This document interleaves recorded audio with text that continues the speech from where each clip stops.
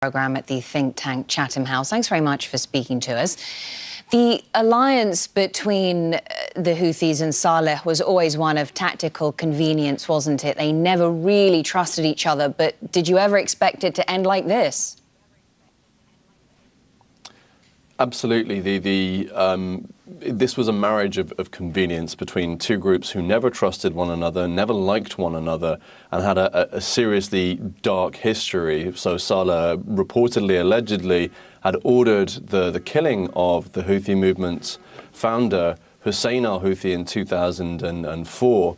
And in 2014, when the Houthis took over in Sana'a, I remember very clearly asking Houthi supporters what would happen with Saleh. And they said at the time, you know, we will deal with him eventually.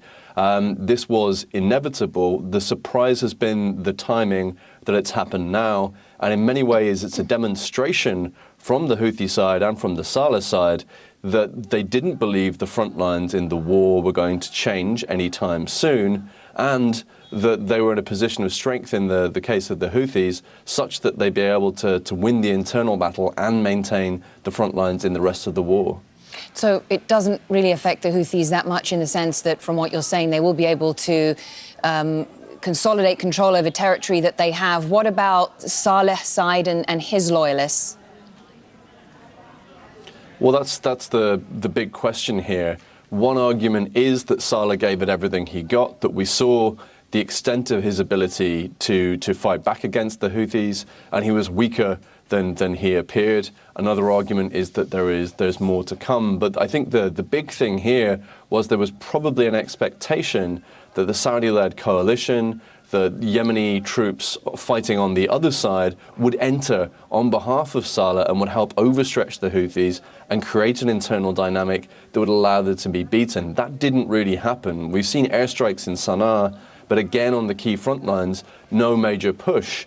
And beyond that, what you've got is a calculus among many tribal groups in Yemen who are broadly allied with Saleh, but still look after their own interests, that they were going to sit to one side, see what happened, and then make the decision as to which side to join. The Houthis have won the fight in Sana'a for now, as far as we can see. So the tribes at this moment in time aren't going to then jump in and start a fight with them. You say the tribes won't jump in.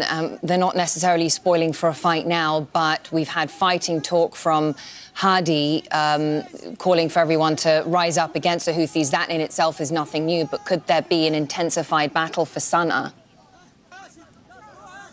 Well, Hadi, a couple of days ago now, I think, announced something called Operation Arab Sana'a.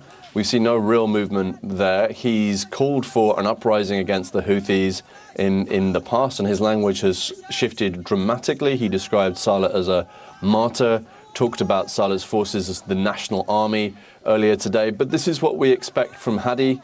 He likes making statements. He likes talking about things as if he is in some level of control or has some support on the ground. But really, this internal battle has very little to do with him.